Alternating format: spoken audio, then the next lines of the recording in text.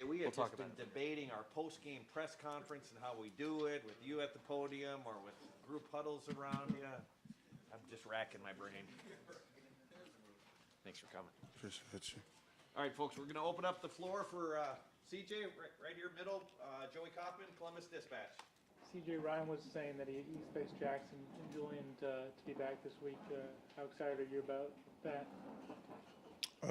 First and foremost, I want to give all glory and praise to God, but I think that'll be exciting for our team, just getting two dynamic playmakers back. I think the guys who've been playing already have been doing a good job too, so even if they don't come back, I know we'll be fine, but hopefully they do. Over to the left, Stephen Means, Cleveland.com. CJ, that touchdown pass to Mecca, can you just kind of break down what you were seeing on that play and like also the type of throw you have to make to be accurate in that situation? Yeah, so it was a forward look. We knew kind of that Sam was triggering on the run because he had the B gap responsibility. So we're kind of picking on that some part of the game, and Mecca did a good job on selling drag and then piping it up. So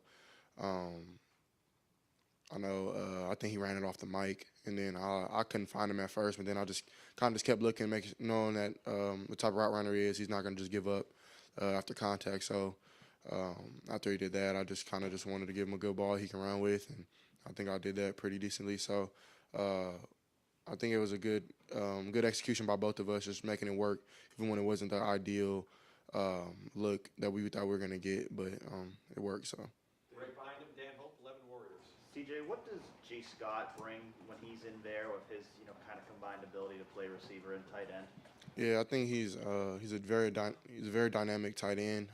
He has the ability to run block, pass block, and also run really good routes. So, being his background, being an ex-receiver, I definitely think that he has a lot of positives to our offense, and we'll continue to use him more and more. So. Right behind him, Jacob Bench, the Lantern. Yeah, hey CJ, I asked Ryan about the emphasis he places on you guys about playing an in-state opponent.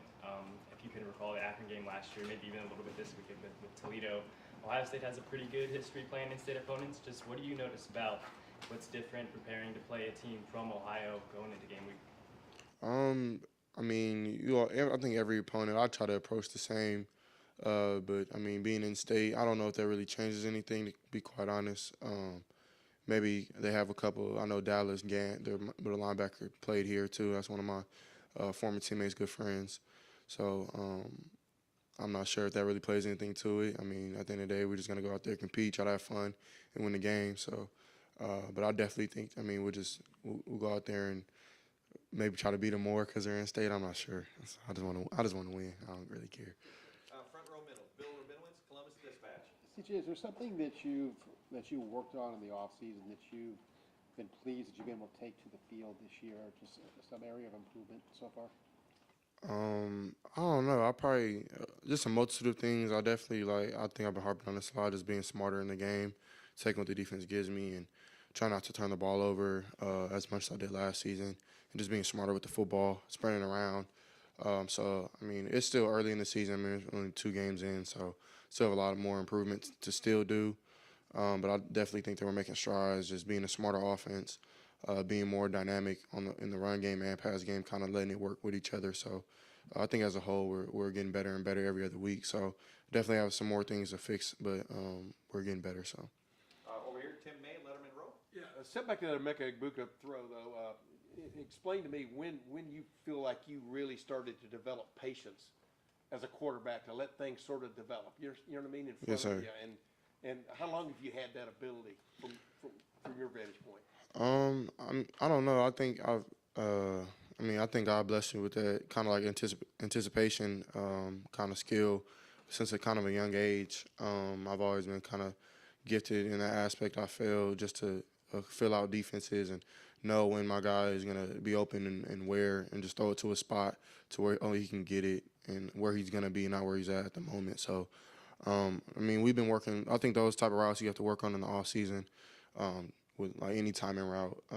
So I definitely think mine did a good job in that look too. Because after we faked off the Sam, he ended up blitzing, and so I had to like step up a little bit. But mine kicked him out for me, and It's just everybody kind of just doing their job to make execution work. So I definitely think that that's something we can build on, and hopefully we just keep doing that. But it's obvious to you immediately that if Emeka can get through the mess, it's wide open, right? I mean, how do you fight that antsiness? I mean, to make it happen before it happens.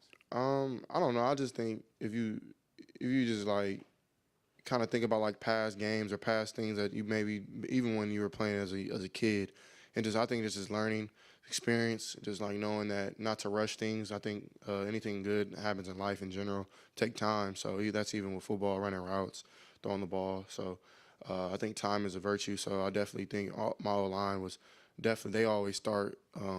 I always tell them they're the best players on our team. So the game starts and ends with them. So if they can give us time and our receivers can have a little bit of urgency with their routes, then it'll work out. So I think definitely just time off and on the field is what made that play work. Nick, right next door, Austin Ward, rivals. CJ, was that play actually designed for Cade? Cade ended up actually coming open. It wasn't designed for him. It was Mecca was the first read, and Cade was the second, and then if it was anything else, and I could check it down or do something else. So Cade did a good thing. Cade ran a good route as well, and he ended up being open. But if one isn't open, then I go to two. So I'm not gonna pass up on one if one is still working on his route. So. It seemed like Arkansas State was just more worried about Cade than Emeka, which was an interesting choice. Yeah, I mean, Arkansas State was not a bad team at all. I mean, they have a lot of good transfers. Their offense was pretty dynamic with Champ. He's from where I'm from, so it was good seeing him it wasn't good seeing him have a good game, but it was good for me to see him after the game and say what's up to him. It was number 7 on their team, and they weren't as bad as everybody just thought. So definitely had some good players, and I think they were well coached. And I think we still end up play good. Right behind him, Bill Landis. CJ. When Julian's healthy, what's he bring to this offense? What are you looking forward to seeing him do once he gets back out there? I definitely think Julian is very versatile. He's very dynamic. Just, of course, everybody knows he can go and get the deep ball and things like that. But he's been working on his game a lot this summer, just snapping his routes down, making them clean, making them crisp, like curls, digs, outs, different things like that. He's definitely stepped his game up with those. And then, of course, he brings that physical element, just him being so big and being able to block people. And so I definitely think we'll use him maybe in all those aspects. And when he comes back, he'll definitely be used a lot. So definitely excited, and I think he's super excited as well to come back and contribute to wins. Second row middle, Nathan Barrett, Cleveland.com. I wanted to ask about Donovan Jackson and what you've seen from him so far, but then also just the whole package that he is, size and athleticism and the way he sees a game. Specifically with the run game, how can you guys use him as a weapon in the run game? He's very smart to be so young. I mean, he knows IDs. He knows what we're trying to get done. He asks a lot of questions. Him and Luke kind of work hand in hand. So just being so young and being able to kind of adapt to college football so quick, I definitely think that just pays to how much he works, not only on the field but in the film room. So I mean, yeah, like you said, he's a really big body. He's really agile as well, but he works really hard in the weight room. So he's able to move people out of his way and do things like that. I think him and Paris, being on the left side, both work together really well. Both have really good feet work. So I definitely think Donovan is going to be a great player, and he has shown that. So, but he has to definitely just keep growing, remain humble in everything that he's doing. And I definitely think that he's just that type of kid. So he's a good guy, and I definitely think that he'll have a bright future. Over here at the far right, Spencer Holbrook, Letterman Row.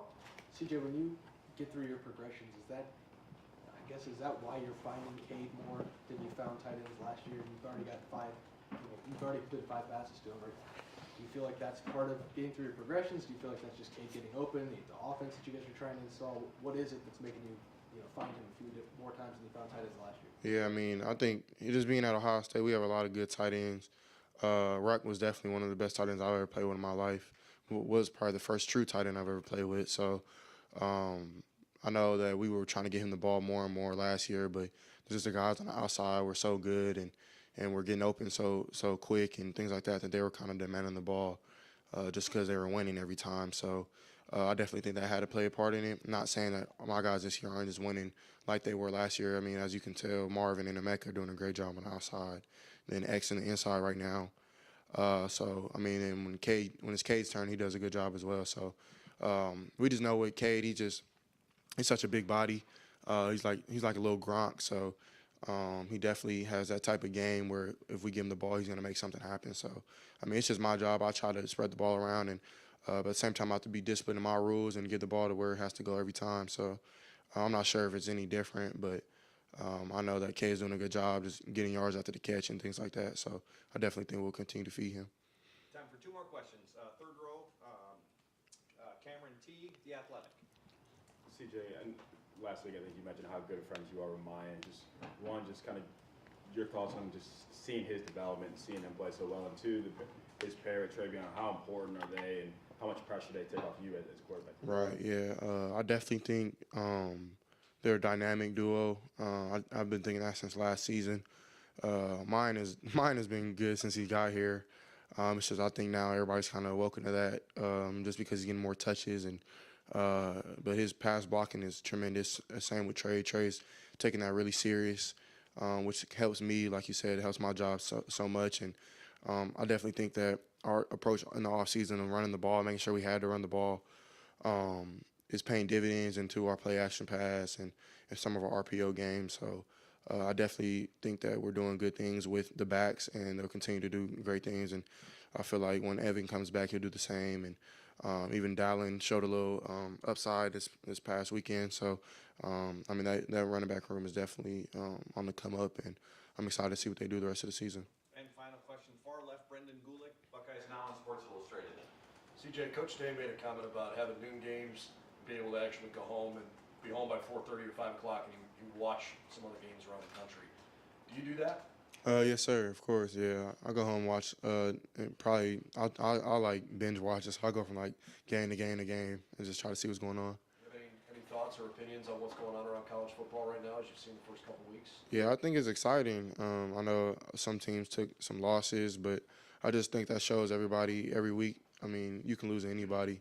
Doesn't matter who you play. Everybody's coming in to take your spot in the rankings and whatever the case may be. So I think that's just something with our team. We don't want to learn the hard way this season. I know we did that last year, so we don't want to learn the hard way again.